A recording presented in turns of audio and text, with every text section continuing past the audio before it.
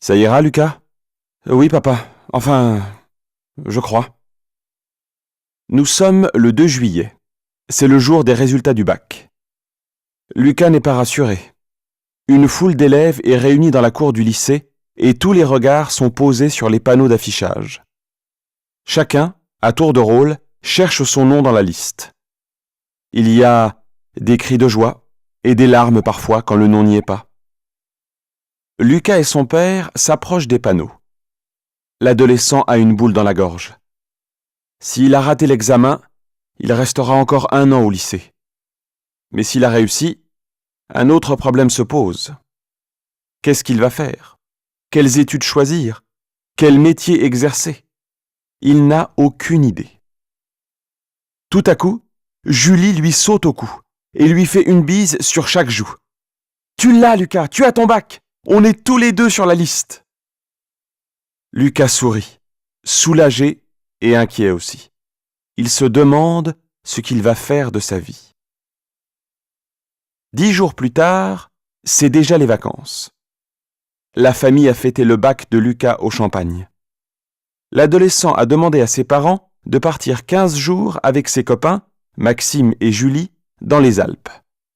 Ils ont bien mérité des vacances. Maxime aussi, car il passe en terminale malgré ses mauvaises notes en anglais.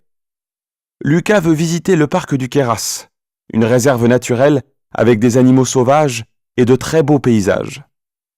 Le site internet du parc lui avait donné des envies d'aventure. Une semaine après, tout est prêt. Le train et le camping sont réservés. Les 3 amis vont aussi dormir dans un refuge du Queyras, en pleine nature.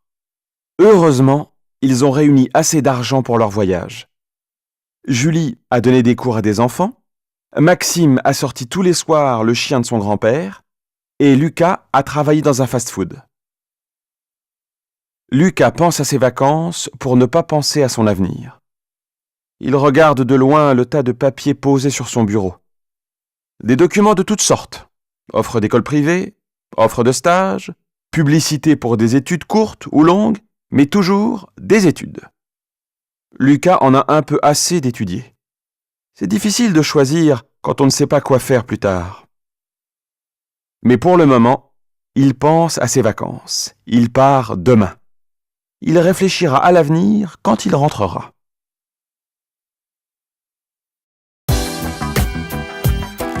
Chapitre 2. Des vacances ratées? Lucas, n'oublie pas ton pull et ton écharpe. Les nuits sont froides en montagne. Oui, maman, j'ai aussi pris mon blouson. Le sac à dos de Lucas est ouvert sur son lit.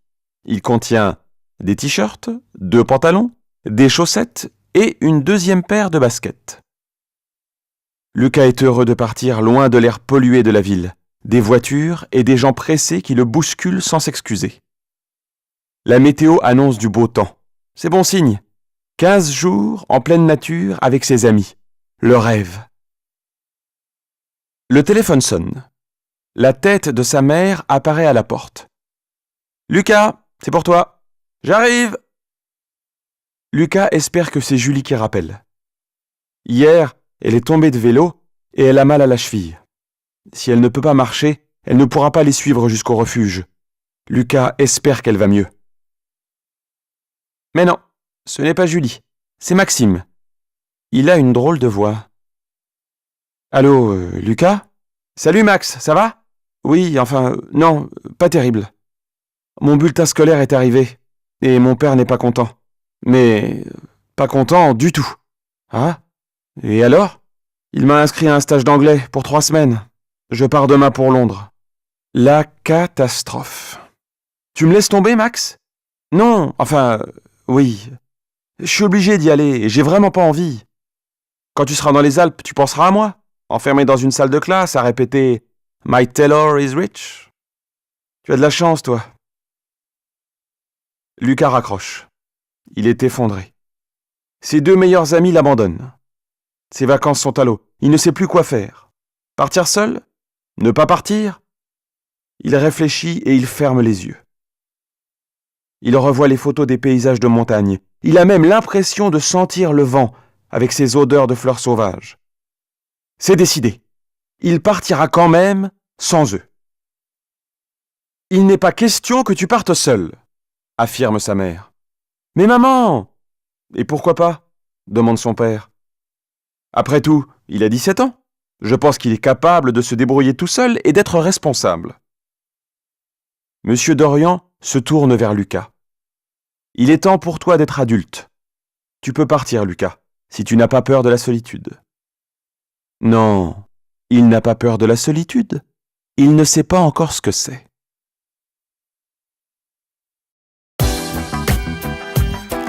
Chapitre 3. Seul sur la route. Carnet de voyage de Lucas, mardi 11 juillet. Ce matin, départ à 6h30 pour la gare de la Part-Dieu. J'ai pris le train jusqu'à Briançon. J'ai visité la vieille ville de pierre, avec ses petites rues et ses remparts en haut du rocher, comme un château fort. Ensuite, bus jusqu'à Saint-Véran, une ville cachée dans la montagne. Le camping est très agréable. C'est ma première nuit de vraie solitude, sans mes parents, sans mes amis et sans mon petit frère qui ronfle dans sa chambre à côté de la mienne. Demain, la montagne et les longues marches en solitaire. Et l'aventure, peut-être, au bout du chemin. Lucas s'allonge et ferme les yeux. Il a un peu froid, mais bientôt, le sommeil l'emporte. Un rayon de soleil, à travers la toile de tente, le réveille. Le temps est superbe. Lucas achète des croissants à la boulangerie et se met en route vers le refuge, à une vingtaine de kilomètres de là. Il part d'un bon pas à travers les champs de fleurs sauvages et les rochers. Le paysage est magnifique. Chaque fois qu'il se retourne, Lucas a l'impression que son cœur s'élève vers les nuages. Derrière lui, la vallée devient minuscule, et Lucas avance joyeusement, cheveux au vent. Il siffle un air gai, puis chante à pleine voix l'hymne de nos campagnes, de Trio, un groupe de reggae qu'il aime bien. C'est l'hymne de nos campagnes, de nos rivières, de nos montagnes, de la vie manne, du monde animal, crie-le bien fort, use tes cordes vocales. Soudain, il entend quelqu'un siffler. Lucas regarde autour de lui. Personne. Juste une marmotte debout sur ses pattes arrière, qui siffle à nouveau et disparaît. Lucas éclate de rire. Il tend l'oreille et perçoit tout à coup un bruit de voix. Un bruit de pas. 3 adolescents arrivent dans le sens opposé sur le sentier. Lorsqu'ils se croisent, ils lui lancent un grand « Bonjour ». Les marcheurs plaisantent entre eux en s'éloignant. La fille trébuche et pousse un petit cri. Les 2 garçons rient. Et tout à coup, Lucas sent son cœur se serrer. Julie et Maxime lui manquent. C'est difficile d'être vraiment heureux seul, sans amis pour partager ses joies. Carnet de voyage de Lucas, mercredi 12 juillet. En rentrant, je leur ferai lire mon carnet de voyage. Ils pourront ainsi partager ce que j'ai vécu et je me sentirai sûrement moins seul.